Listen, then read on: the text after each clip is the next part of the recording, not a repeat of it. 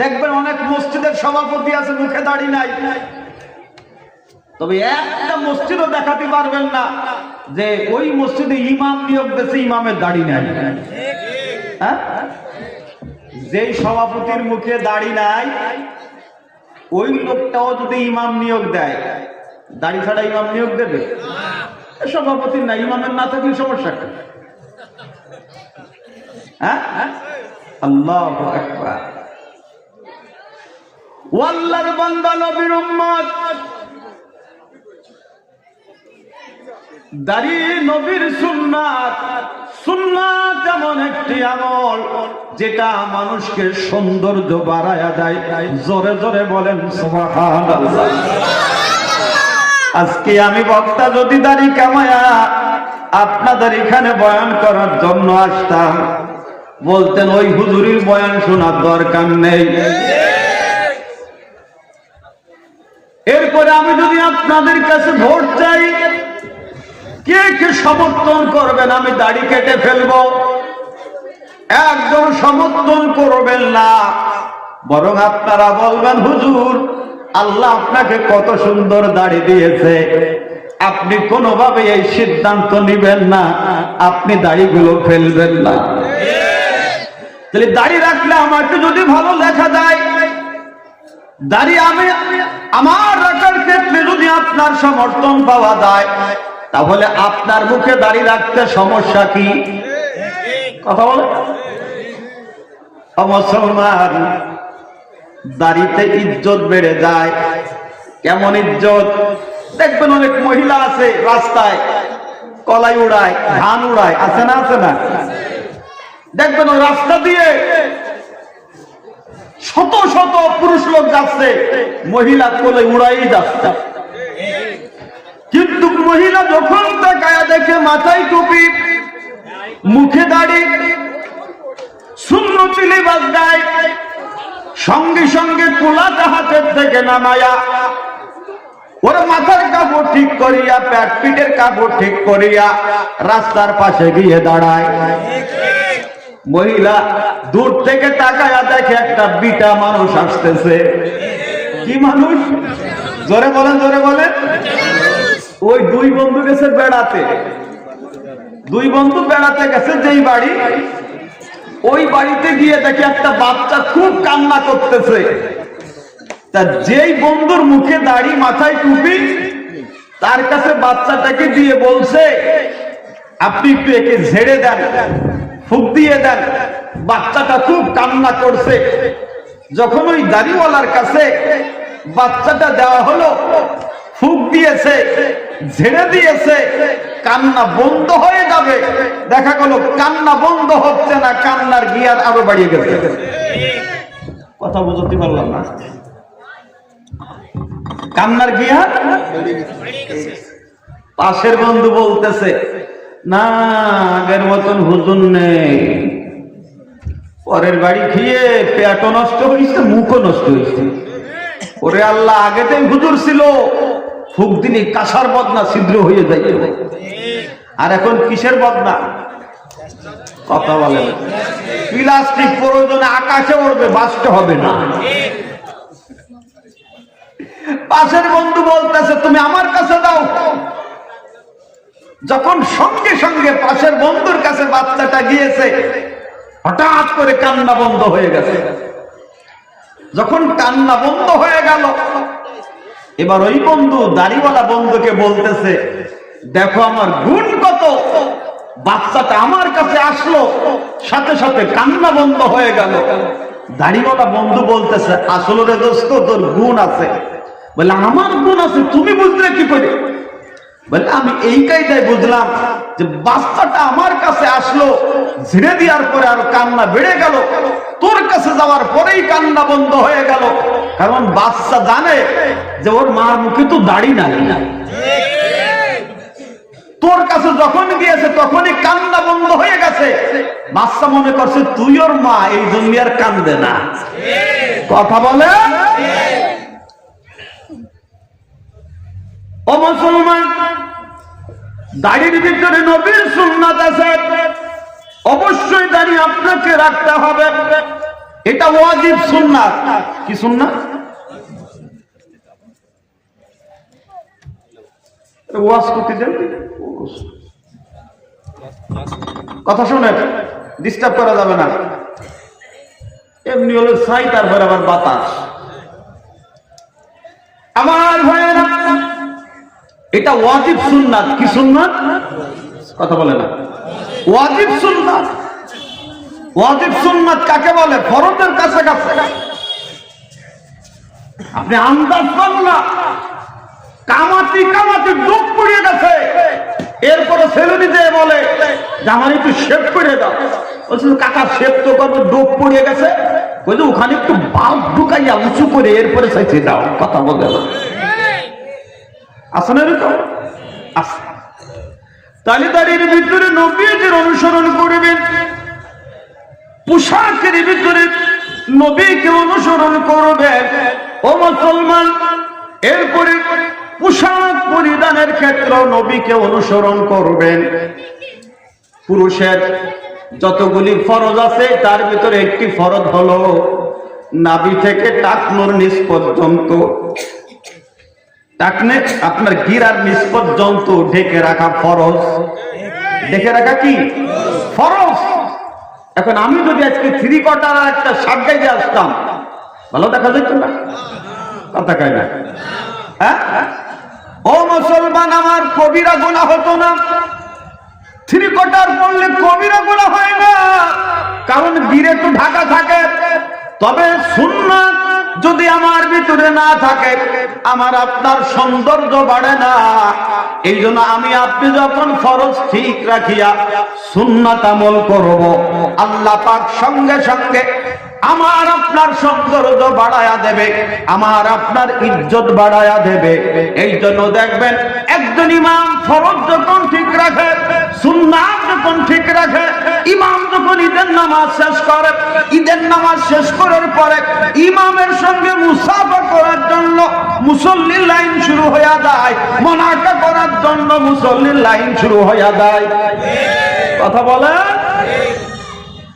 ও মুসলমান, তাহলে এই 3.5 হাত বডি একজনের মার্কা দিয়ে সাজাবেন, সেই মার্কা হবে নবীর সুন্নাতের মার্কা। একজন নেতার মার্কা, সেই নেতা হলো নবী মুহাম্মদুর রাসূলুল্লাহ সাল্লাল্লাহু আলাইহি ওয়াসাল্লাম। এই নেতা শুধু আমার আপনার বডির ভিতরে সুন্নাত রাখছেন বিষয়টা তা নয়, পারিবারিক জীবনও তার সুন্নাত আছে না নাই? আছে, আছে। সব তো বলা যাবে না, কিছু কিছু বলবো। পরিবারের ভিতরে স্বামী স্ত্রীর ভিতরে যে সুন্নাত গুলি আছে, ওরে এই সুন্নাত গুলি আমরা অনেকেই জানি না, আর জানলেও লজ্জাতে মানি না। যত লজ্জা ভালো কাজে, আসলে মানুষ ভালো কাজে খুব লজ্জা। মনে করেন একটা মেয়ে দেখতে গেছেন, জিজ্ঞাসা করলেন তুমি কোরআন শরীফ পড়তে পারো? পাশের বাবি দাদি বলতে হ্যাঁ পারে না, মানে ছেলে পক্ষ বলে তার একটু কোরআন তিলাওয়াত করে শোনাও, তখন আর জবান খোলে না। পাশের থেকে দাদি বাবি বলে আমাদের মেয়েটা বড় লাজুক মেয়ে। কথা বলছেন এখানে, অথচ 16ই ডিসেম্বরে ডান্স করছে, গান গাইছে, কোনো সমস্যা হয় নাই। আছে না? আছে না? তাহলে ভালো কাজে লজ্জা, ভালো কাজে লাজুক, বেহায়া কাজে কোনো লজ্জা নাই। আছে না নাই? আমাদেরও দেখবেন ভালো কাজ করতে গেলে খুব লজ্জা লাগে। কেমন লজ্জা একটু শোনেন। স্বামী স্ত্রীর ভিতরে রাসূলেরও সুন্নাত ছিল কেমন? নবীজি খানা খাচ্ছেন, আল্লাহর নবী খানা খায়, গোশতের হাড্ডি গুলি চিবায়া চিবায়া দস্তারখার উপরে রেখে দেয়। ওই হাড্ডি গুলি আম্মা জান আয়েশা নিজের মুখের ভিতরে নিয়ে চিবাইতে থাকে। আল্লাহর নবী বলে, আয়েশা যে হাড্ডি আমি চিবায়া চিবায়া দস্তারখার উপরে রাখিয়া দিলাম, এই হাড্ডির ভিতরে কি আছে যে তুমি মুখের ভিতরে দিয়ে চিবাইতেছ? আম্মা জান আয়েশা বলেন, ইয়া রাসূলুল্লাহ, ইয়া হাবিবাল্লাহ, আমি আপনাকে কতটুকু মহব্বত করি, ভালো উম্মতের মানুষদেরকে দেখায় দিতে চাই। জোরে বলেন সুবহানাল্লাহ। তাহলে আমার আপনার নবী স্ত্রীকে নিয়ে খানা খাইছে। স্বামী স্ত্রী একসঙ্গে খানা খাওয়া কার সুন্নাত? জোরে বলে। সমাজে দেখবেন স্ত্রীকে নিয়ে খানা খায় না, এই সুন্নাত আমল করে না। অনেক দুলাভাই আছে শালীরে নিয়ে খানা খায়। কথা বলে না কেন? শালীরে নিয়ে খানা খাইতে লজ্জা পায় না, শালীরে নিয়ে ভ্রমণ করতে লজ্জা পায় না, স্ত্রী নিয়ে ভ্রমণ করতে লজ্জা পায়। ওরা স্ত্রীকে সঙ্গে করে খানা খাইতে লজ্জা পায়। অথচ স্বামী স্ত্রী যদি একসঙ্গে খানা খায়, স্ত্রীর দিলের ভিতরে স্বামীর মহব্বত ঢুকিয়া যাইবে, আবার স্বামীর অন্তরের ভিতরে স্ত্রীর মহব্বত বাড়িয়া যাইবে। সুবহানাল্লাহ। আমাদের ভিতরে কি মহব্বত আছে? কথা কয় না? হ্যাঁ, আল্লাহু আকবার। কতজনের স্ত্রী আছে স্বামী বাহিরে গেলে দোয়া করে? কি করে? কথা বলে না। এ আমার দিকে তাকান, কি করে? দোয়া করতেছে, খেয়াল করে। আল্লাহ ওজনর ফিরে না আসে, এরকম দোয়া করার স্ত্রী এই এলাকায় নেই। তাহলে বুঝতে হবে আপনার উপর কি মহব্বত। ওই একজনের স্বামী মারা গেছে, স্ত্রী কান্না করে না, পাশের লোকের এসে বলতেছে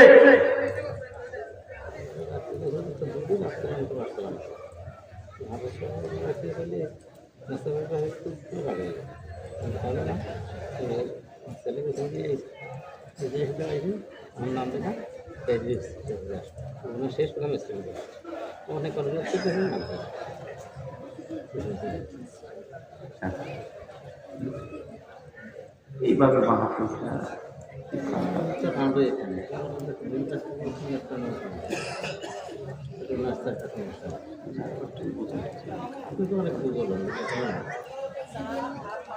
আপনাদের খারাপ লাগতেছে বাবা? আমি অল্প সময়ের ভিতরে মাইক ছাড়বো, বক্তা আসবে। একটু সময় আপনারা ধৈর্য ধরেন, আর অল্প সময়ের ভিতরে ইনশাল্লাহ আমি কথা কাছায় আনতেছি।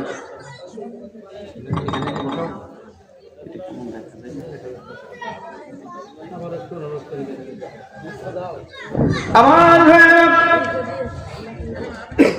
যে কথা বলতেছিলাম, স্বামী স্ত্রীর ভিতরে কেমন মহব্বত, আর মহব্বত থাকলে কেমন দোয়া আসে। আল্লাহর নবী আয়েশার নিকটে রাত্রে ঘুমায়া আছে, গভীর রাত্রে ঘুম ভেঙে গেল। আয়েশা তাকায় দেখেন রাসূল তার পাশে নাই। আম্মা জান আয়েশা বের হলেন, দেখি কোথায় গিয়েছেন। খোঁজ করে দেখতে দেখতে দেখেন আল্লাহর নবী মসজিদের ভিতরে দুটি হাত উত্তোলন করে খাদিজার নাম ধরে ধরে দোয়া করতেছেন। আল্লাহু আকবার। নবীজি যখন বাসায় আসলেন, আম্মা জান আয়েশা বলেন, ইয়া রাসূলুল্লাহ, ইয়া হাবিবাল্লাহ, ওই খাদিজা কতদিন আগে ইন্তেকাল করেছে, আপনি কি এখনো পর্যন্ত ওই বুড়িকে ভুলতে পারেন নাই? সঙ্গে সঙ্গে আমার আপনার নবীর চেহারাটা মলিন হয়ে গেল। আম্মা জান আয়েশা বুঝতে পারলেন খাদিজাকে বুড়ি শব্দটা বলার কারণে নবীজি কষ্ট পেয়েছেন। আম্মা জান আয়েশা বলে, হুজুর, আমার ভুল হয়ে গেছে, আপনি আমাকে ক্ষমা করে দেন, মাফ করে দেন। আল্লাহ নবী বলে, আয়েশা, তুমি আমার সুখের দিনের স্ত্রী, খাদিজা আমার দুঃখের দিনের স্ত্রী। আল্লাহু আকবার। কি মহব্বত, কি ভালোবাসা। খাদিজার ইন্তেকালের পরে আমার আপনার নবী খাদিজার নাম ধরে ধরে দোয়া করে। যদি কোন স্বামী স্ত্রীর জন্য দোয়া করে, আল্লাহ পাক স্বামীর দোয়া কবুল করে স্ত্রীকে মাফ করে দেয়।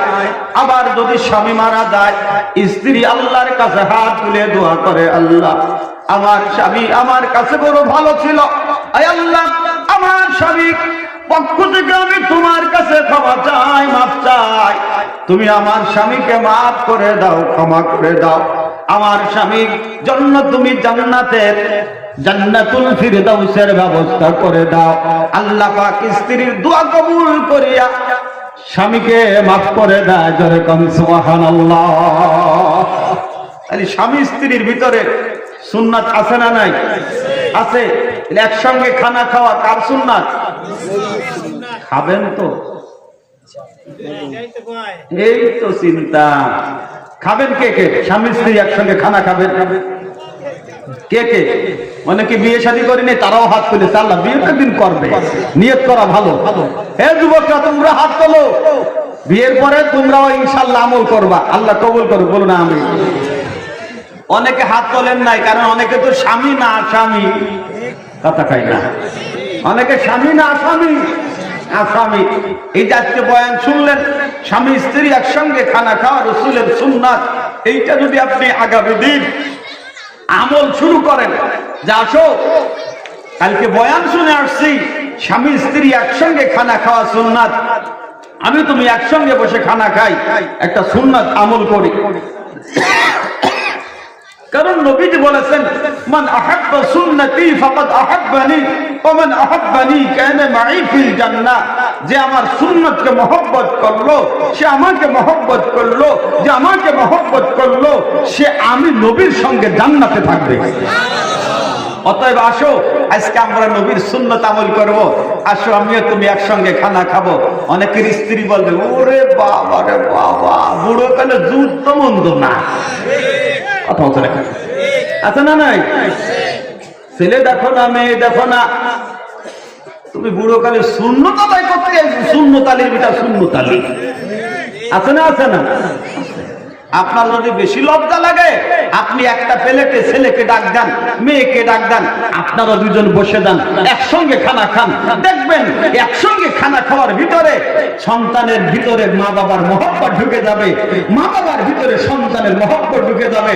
কারণ এমন একটা জমানায় আমি আপনি বসবাস করতেছি, যেই জমানায় সন্তান হয়ে বাপকে খুন করতেছে, বাপকে জবাই করতেছে, সন্তান হয়ে মা বাপকে খুন করতেছে। এরকমের আছে না নাই?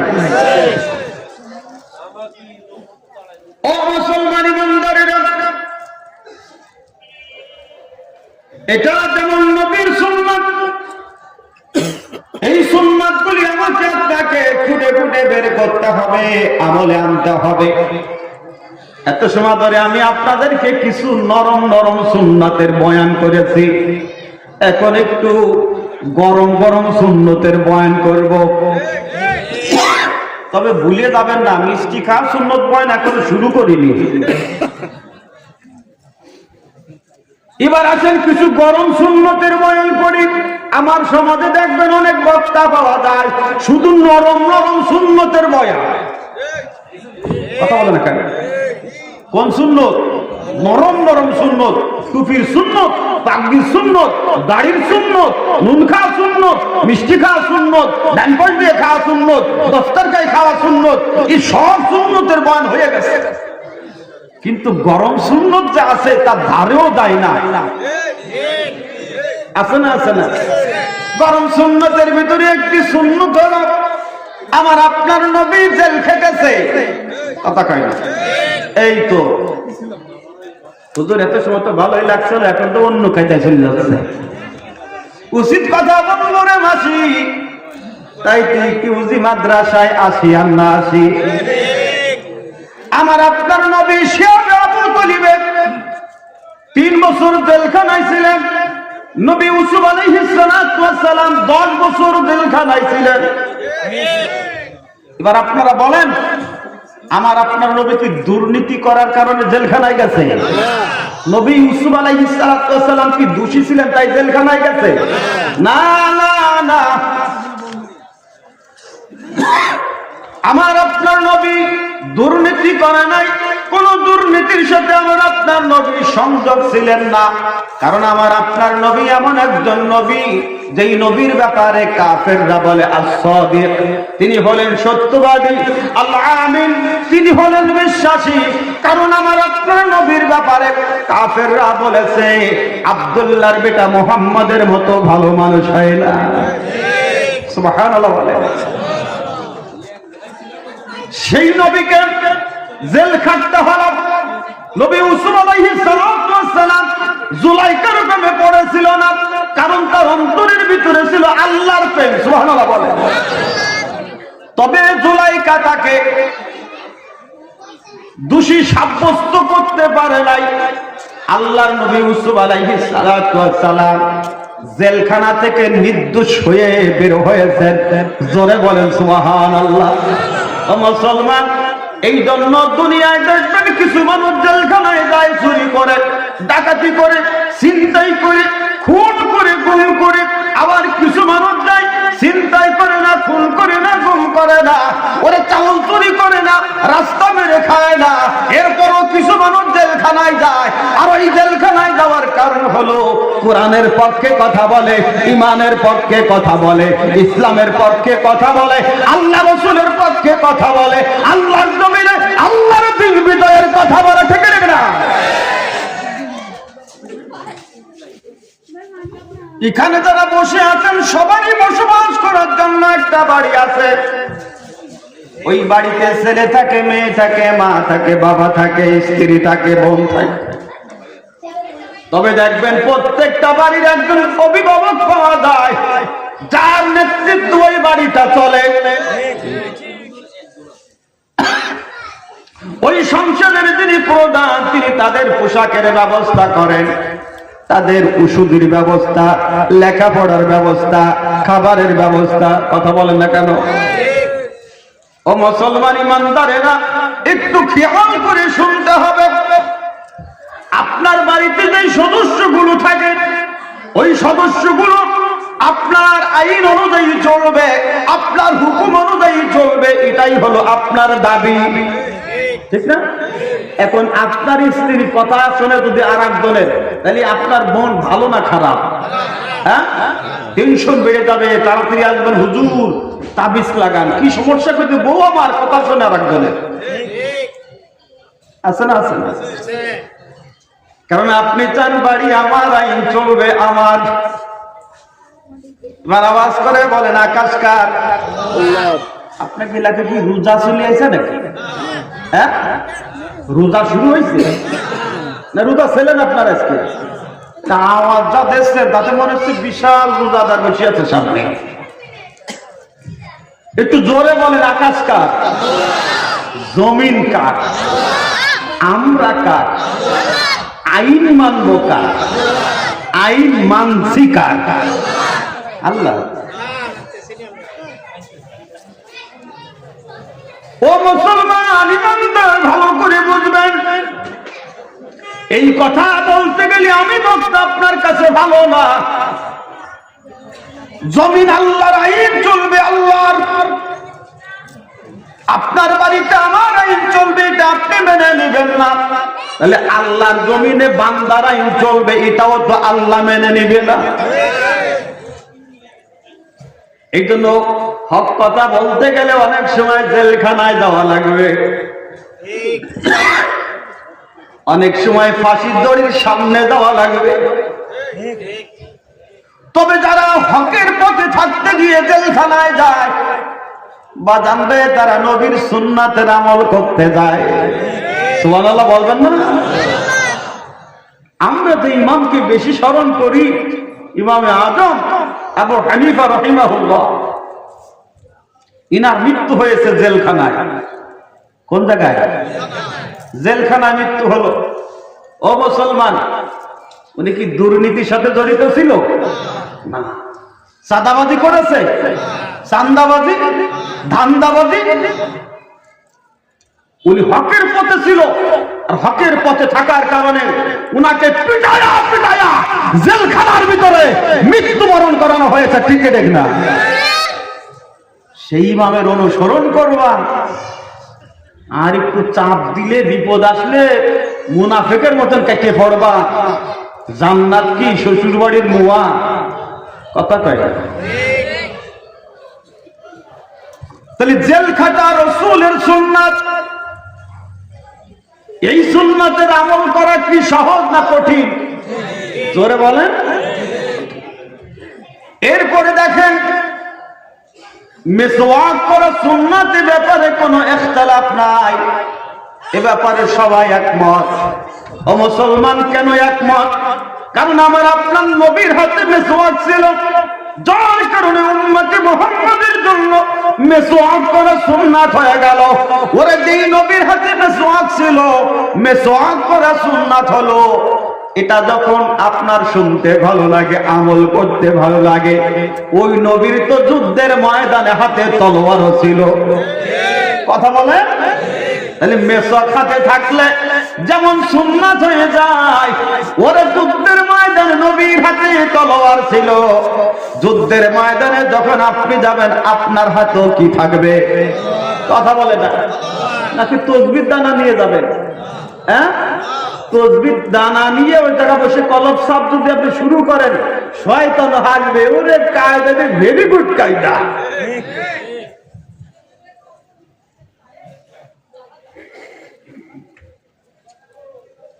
জেল খাটা নবীর সুন্নাত, যুদ্ধের ময়দানে তলোয়ার হাতে রাখা নবীর সুন্নাত, হকের পথে চলতে গিয়ে আঘাত প্রাপ্ত হওয়া নবীর সুন্নাত। আমার আপনার নবী যখন তায়েফের জমিনে গিয়েছে দ্বীনের দাওয়াত নিয়ে, নবী বড় আফসোস করে গিয়েছেন, আশা নিয়ে গিয়েছেন তায়েফবাসী তাকে সহযোগিতা করবে, তায়েফবাসী তার দাওয়াত গ্রহণ করবে। আমার আপনার নবী দাওয়াত দেয়, তায়েফের লোকেরা তার দাওয়াত কবুল করে না, নবী বলে তাকে স্বীকৃতি দেয় না। বরং আমার আপনার নবী যখন তায়েফের ময়দান ছেড়ে রওনা করেছেন, এমন সময় দুই পাশে কাফের গুলি পাথর হাতে করে দাঁড়ায় আছে। আমার নবী যখন রওনা করে, তখন আমার আপনার নবীর দিকে লক্ষ্য করে কাফেররা পাথর নিক্ষেপ করে, এমন ভাবে বৃষ্টির মতো পাথর নিক্ষেপ করে, যেই পাথর নিক্ষেপ করার কারণে আমার আপনার নবী আর দাঁড়ায় থাকতে পারে না, হুবড়ি দিয়ে পড়ে যায়। কাফের গুলি আবার জোর করে দাঁড় করায়, আবার পাথর নিক্ষেপ করে, আবার হুবড়ি দিয়ে পড়ে যায়। আমার আপনার নবীর গা থেকে রক্ত বের হয়। আল্লাহর নবী নিজে হাতে ওই রক্তগুলো গায়ে মালিশ করে দেয়, মালিশ করে দেয়। আল্লাহর নবীর পলক পুত্র হযরত যায়েদ রাদিয়াল্লাহু তাআলা আনহু নবীজির সঙ্গে নবীজিকে জিজ্ঞাসা করে, হুজুর আপনি কি করেন? আল্লাহর নবী বলেন, ও যায়েদ শুনে নাও, আমার গা থেকে যে রক্তগুলো ঝরতেছে, ওরা এই রক্ত যদি তায়েফের জমিনে পড়ে, এই তায়েফের জমিনে কোন বৃক্ষ তরুলতা কিছুই জন্ম নেবে না, তায়েফবাসীর বড় কষ্ট হবে। এই জন্য আমার আপনার নবী কত দয়ার নবী, মায়ার নবী, নিজের গায়ের রক্ত নিজের গায়ের সঙ্গে মালিশ করিয়া দেয়। আম্মা জান উম্মে সালামা রাদিয়াল্লাহু তাআলা আনহা আল্লাহর নবীর গায়ে তেল মালিশ করার সময় আল্লাহর নবীকে বলে, ইয়া রাসূলুল্লাহ, ইয়া হাবিবাল্লাহ, আমি আপনাকে ছোট্ট একটা প্রশ্ন করতে চাই, আপনি আমাকে একটু অনুমতি দেন। আল্লাহর নবী অনুমতি দিলেন। উম্মে সালমা বলেন, ইয়া রাসূলুল্লাহ, ইয়া হাবিবাল্লাহ, আপনার গায়ে চাকা চাকা দাগ দেখতে পাই, কালো কালো দাগ দেখতে পাই, নবীরে আপনার কি কোনোদিন বসন্ত উঠেছিল? আল্লাহর নবী বলে, না না, আরে আমার গায়ে কোনোদিন বসন্ত ওঠে নাই। উম্মে সালমা বলে, হুজুর আপনার গায়ে কিসের কালো কালো দাগ দেখা যায়? আমার আপনার নবী বলে, উম্মে সালমা রে, ভালো করে শুনে নাও, তুমি আমার গায়ে যে চাকা চাকা দাগ দেখতে পাও, কালো কালো দাগ দেখতে পাও, এটা কোনো বসন্তর দাগ নয়, এটা হলো তায়েফের জমিনের পাথরের দাগ। কিসের দাগ? কিসের দাগ? কথা বলতে পারলাম না। আপনাদের মনোযোগ কোন জায়গায়? কিসের দাগ? পাথরের দাগ। আপনি আন্দাজ করতে পারছেন, যেই নবীর গায়ে মশা পড়া হারাম, মাছি পড়া হারাম, সেই নবীর গায়ে পাথরের আঘাতে চাকা চাকা দাগ হয়ে আছে।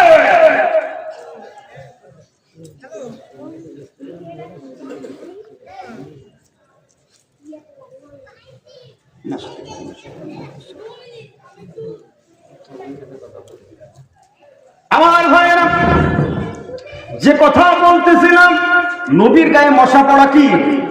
আমার দিকে তাকান তো, মাছি পড়া কি হারাম? সেই নবীর গা থেকে রক্ত ঝরে, আর আমার মতন হুজুর বয়ান করতে আসলে ওরে বাপরে বাপ, মুরগির রোস্ট, গরুর গোশত, ডিম পোস্ট, কথা শুনতে তাহলে বোঝা যাচ্ছে নবীর চাইতে আমার দামাত ভালো হচ্ছে। কথা বুঝতে পারলাম না? হ্যাঁ, আমরা অধিকাংশ 22 মাস তরকা হুজুর, 22 মাস কাদার ভিতরে থাকে, দেখবেন কাদা গায়ে লাগে না। ঘুমের দোয়া পড়ছেন নাকি আপনারা? একটু জোরে বলেন, ঠিক ঠিক না? সমাজে দেখবেন এরকম অনেক আলেম পাওয়া যায়, এমন কায়দায় বয়ান করে শয়তানও খুশি, শ্রোতাও খুশি।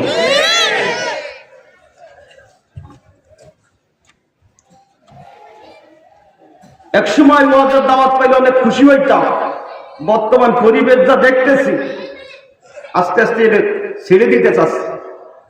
ইখলাস নাই, শ্রোতার ভিতরে ইখলাস নাই, বক্তার ভিতরে ইখলাস নাই।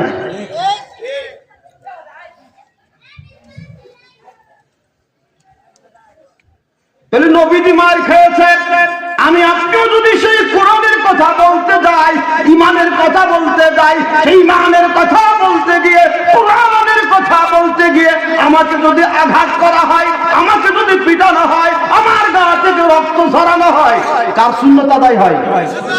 কথা বলে না কেন? নবীর সুন্নাত। ও মুসলমান, এই দিনের জন্য নবীজি দাঁতও ভেঙেছে, এই দিনের জন্য নবীর কপালে লোহার হেলমেটও ঢুকেছে। আমার আপনার নবীর ব্যাপারে কাফিরেরা স্লোগান দিয়ে দিল, ওতিলা মুহাম্মদ, মুহাম্মদ দুনিয়াতে নাই, মুহাম্মদ দুনিয়া থেকে বিদায়। এই খবরটা যখন চারিদিকে ছড়িয়ে গেল, সঙ্গে সঙ্গে আল্লাহর নবীর জামাতা হযরত আলী রাদিয়াল্লাহু তাআলা আনহু নবীজির নিকটে গেলেন। যখন নবীজির নিকটে গেলেন, আল্লাহর নবী বলতেছেন, আলী রে, আমার দাঁত ভেঙে গিয়েছে, আমার কবরে লোহার হেলমেট ঢুকে গিয়েছে। ও আলী, এই লোহার কড়াটা তুমি কি বের করে দিতে পারবা? এমন সময় আর এক সাহাবী বলে, হুজুর, আমাকে অনুমতি দেন, আমাকে পারমিশন দেন, আমি লোহার কড়াটা বের করে দেই। ওই সাহাবী নিজের মুখের দাঁত দিয়ে লোহার কড়াটা বের করার জন্য টান মেরেছে, লোহার কড়া মাথা ছাড়ে না। আল্লাহু আকবার। সাহাবী আবার সমস্ত শক্তি দিয়া যখন টান মেরেছে, লোহার কড়াটা বের হয়ে আসছে, কিন্তু সাহাবীরও দাঁত ভেঙে গিয়েছে। আল্লাহর নবী জিজ্ঞাসা করে, সাহাবী তোমার কি হলো? সাহাবী চিন্তা করে, আমি যদি বলি আমার দাঁত ভেঙে গিয়েছে, নবীজি কষ্ট পাবেন। সাহাবী বলে, হুজুর, আমার তেমন কিছু হয় নাই, কপাল ছিদ্র হয়ে গেল, ফিলকি দিয়ে রক্তগুলি বেয়ে বেয়ে উহুদের জমিনের দিকে যায়। এমন সময় একজন সাহাবী দূর থেকে দৌড়ে আসে, দূর থেকে দৌড়ে এসে হযরতে মালিক ইবনে সিনান নিজের মুখের জিহ্বাটা বের করে আমার আপনার নবীর গায়ে রক্তগুলো চেটে চেটে পান করতে শুরু করে দেয়। আল্লাহর নবী তাকায় দেখে সাহাবী রক্তগুলো চেটে চেটে পান করতেছে। নবীজি ডেকে ডেকে বলেন, সাহাবী, ওরে তুমি আমার রক্ত পান করলে নাকি তোমার নিজের জন্য জাহান্নাম হারাম করলে? ও মুসলমান, যেই দ্বীনের জন্য নবী মার খায়, নবীর দাঁত ভাঙে, নবীর কপাল ছিদ্র হয়ে যায়, নবী জেল খাটে, এই সমস্ত সুন্নত আমাদের আমল করার দরকার আছে না নাই? জোরে বলেন, আছে না নাই? নবীর মহব্বত, নবীর ভালোবাসা, এটা তো এমনি এমনি পাওয়া যায় না, হাট বাজারে বিক্রি হয় না, এটা যদি অর্জন করতে হয় অবশ্যই নবীর ইত্তিবা করার মাধ্যমে, অনুসরণ অনুকরণ করার মাধ্যমে অর্জন করতে হয়। আর সেই ইত্তিবা করতে গেলে 1 নাম্বার ইত্তিবায়ে সুন্নাতের আমল করা লাগবে, 2 নাম্বার ইত্তিবায়ে আখলাকের আমল করা লাগবে। ইত্তিবা আখলাক, আখলাকের একটা বৈশিষ্ট্য বলে আলোচনা শেষ করব। খারাপ লাগতেছে আপনাদের? ভাইজান আপনারা অনুমতি দিলে বলবো বলবো ইনশাআল্লাহ। মাশাআল্লাহ, জাযাকাল্লাহ। আমি আপনাদেরকে ধন্যবাদ জানাই।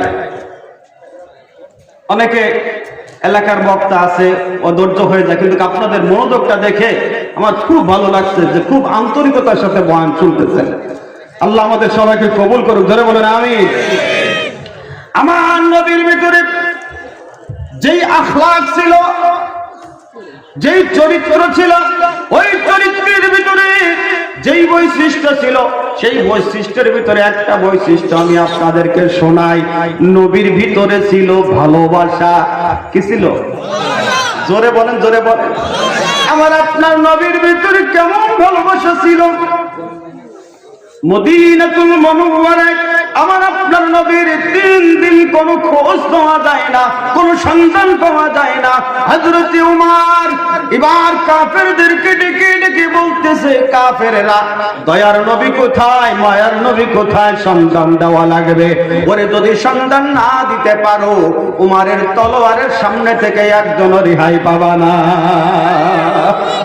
হযরত আবু বকর বলতেছে, উমর পাগলামি করার দরকার নেই, চলো চলো আমরা বের হয়ে যাই, নবীর সন্ধানে বের হয়ে যাই। হযরত আবু বকর, হযরত উমর সামনের দিকে অগ্রসর হয়।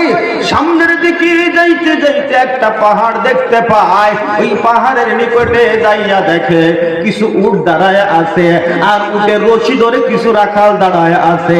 আবু বকর উমর ওই উটের রাখালদেরকে জিজ্ঞাসা করে, উটের রাখালেরা রে, তোমরা কি দয়ার নবী মায়ার নবী মুহাম্মদ সাল্লাল্লাহু আলাইহি ওয়াসাল্লামকে দেখেছো? উটের রাখালেরা বলে, আমরা তো মুহাম্মদকে চিনি না, তবে তোমাদের পরিচয়টা জানতে চাই, তোমাদের পরিচয় কি?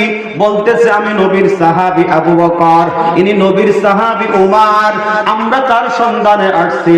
রাখালগুলো বলে, ভাইজান আপনারা যখন এসেছেন আমরা আপনাদের সঙ্গে একটা বিষয় শেয়ার করতে চাই, সেটা হলো আমরা একটা বিপদে পড়েছি, মুসিবতে পড়েছি, আপনারা আমাদেরকে সেই বিপদ থেকে উদ্ধার করেন, আমাদেরকে একটু সহযোগিতা করেন।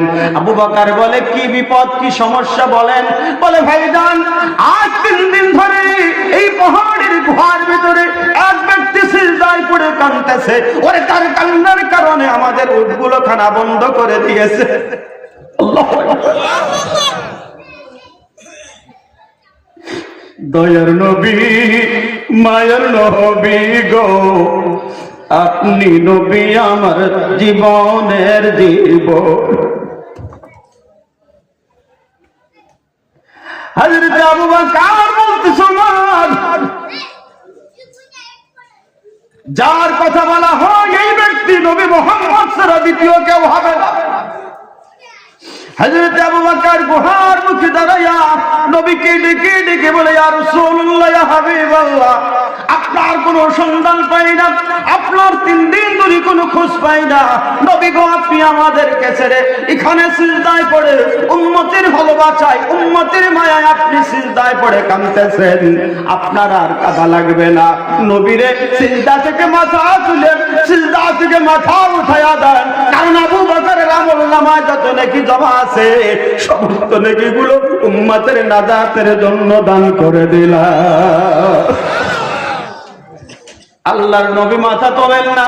উমর বলে, ইয়া রাসূলুল্লাহ, ইয়া হাবিবাল্লাহ, আমি তো সেই উমর যে উমর তলোয়ার নিয়ে বের হয়েছিলাম আপনার মাথা কাটার জন্য। ওই দিন আপনার মাথা না কেটে আমি নিজে ইসলামের জন্য আমার মাথা কাটাই দিয়েছিলাম। নবীরে সেই দিন কলেমা পড়ে ইসলাম গ্রহণ করেছিলাম।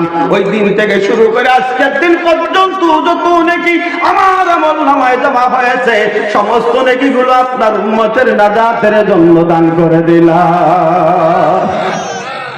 আল্লাহর নবী মাথা তোলে না। এবার আবু বকর উমর রওনা হয়। ফাতেমার বাড়ির দিকে। পথের মাঝে হযরত আলীর সঙ্গে দেখা। জিজ্ঞাসা করে হযরত আলী, তোমরা কি নবীর সন্ধান পাওনি? হযরত আবু বকর ওমর বলে, রাসূলের সন্ধান পাওয়া গিয়েছে, তবে সামনে গিয়ে লাভ হবে না। হাসান হুসাইন ছাড়া, ফাতেমা ছাড়া নবীজিকে আনা যাবে না। আবু বকর কাঁদতেছে, উমর কাঁদতেছে, আলী কাঁদতেছে। কাঁদতে কাঁদতে যখন ফাতেমার বাড়িতে গিয়েছে, ফাতেমার বাড়ি যাইয়া ফাতেমার বাড়ির পাশে দাঁড়াইয়া আবু বকর কাঁদে, ওমর কাঁদে। বাড়ির ভিতরে যাইয়া হযরত আলী কাঁদতেছে। কেঁদে কেঁদে ফাতেমাকে ডাক দিয়ে ফেলে, ফাতেমাকে ডেকে ডেকে বলে, ফাতেমা তাড়াতাড়ি আসো, নবীজির সন্ধান পাওয়া গিয়েছে। ফাতেমা আসছে। আসার পরে দেখে বাড়ির পাশে দাঁড়াইয়া আবু বকর কান্না করে, উমর কান্না করে, বাড়ির ভিতরে আলী কান্না করে। ফাতেমা আলীকে দাঁড়াইয়া কাঁদে আর বলে, ও আমার স্বামী, আমি বুঝেছি ওরে আবু বকর কান্না করে, উমর কান্না করে, তুমিও বাড়ির ভিতরে কান্না করো। আমার বুঝ হয়ে গেছে, আমার আব্বার দুনিয়াতে বেঁচে নেই। আমার আব্বা দুনিয়ার থেকে বিদায় হয়ে গেছে। আলী কাদের বলে, ফাতেমা নবীজির সন্ধান পাওয়া গিয়েছে, তাড়াতাড়ি হাসানকে ডাক দাও, তাড়াতাড়ি হুসাইনকে ডাক দাও। হাসানকে ডাক দেয়, হুসাইনকে ডাক দেয়। দুইটা কলিজার টুকরা দৌড়ায় আসে, এসে বলে, মা আমাদের বাড়ি এক নয় দুই নয় 3 দিন পর্যন্ত আগুন জ্বলতো না, ওরে আমরা তোমার কাছে খানা চাইতাম, তুমি আমাদেরকে খানা দিতে পারবে না। আমরা যখন খানা চাইতাম খানা দিতে পারতে না রে মা। আমাদেরকে কোলে করে যখন নানা বাড়ি নিয়ে যাইতে, আমরা যখন আমার নানা চেহারার দিকে তাকাতাম, সঙ্গে সঙ্গে আমরা খোদার কথা বলে যাইতাম। দুইটা সন্তানকে সঙ্গে করে ফাতেমা রওনা হয়। যখন পাহাড়ের গুহার নিকটে যায়, গুহার নিকটে দাঁড়াইয়া নবীজিকে ডেকে ডেকে বলি, আব্বা জান, আমি আপনার কলিজার টুকরা, আমি আপনার ফাতেমা, আজ 3 দিন আপনাকে দেখতে পারি না। আপনি তো আমাকে একদিন একবেলা না দেখলে অস্থির হয়ে যাইতেন। এই 3 দিনের ভিতরে আপনার কি আমার কথা মনে পড়ে নাই? ওরে আমার হাসান হুসাইন বারবার আপনার কথা জিজ্ঞাসা করে সন্ধান চাই, আমি তাদেরকে সন্ধান দিতে পারি না। আব্বা জান, আপনারা সিজদায় পড়ে কাঁদা লাগবে না। আমি আপনার উম্মতের নাজাতের জন্য আমার আমল নামায় যত নেকি জমা আছে সমস্ত নেকি গুলো আমি দান করে দিলাম। আল্লাহর নবী মাথা তুলেন না। হযরত ফাতেমা আকাশের দিকে তাকায়া তাকায়া আল্লাহকে ডেকে ডেকে বলেন, আল্লাহ, তুমি আমার বাবাকে আর কতদিন কাঁদাইবা? আল্লাহ, আমার বাবার উম্মতের নাজাতের জন্য আমি হাসানকে আর হুসাইনকে কুরবানি করে দিলাম। আল্লাহ পাক জিবরিলকে ডেকে বলে, জিবরাইল যাও, আমার নবীকে সালাম দাও, আমার নবীকে জানায়া দাও, ওরে আমি পরীক্ষা করেছি, পরীক্ষা করে দেখেছি আমার নবী উম্মতকে কত মহব্বত করে, কত ভালোবাসে। আমার নবীকে বলে দাও, তার বিনা পারমিশনে একটা উম্মত জাহান্নামে যাবে না। এই নবীকে আমরা কি ভালোবাসি? কথা বলেন, কারা কারা ভালোবাসি? হাত তোলেন তো। নারে তাকবীর, নারে তাকবীর, লিল্লাহি তাকবীর। হাত নামান। নবীকে যদি ভালোবাসেন তাহলে নবীর ঘর মাদ্রাসার জন্য কোন ব্যক্তি আছেন? 5,000, 10,000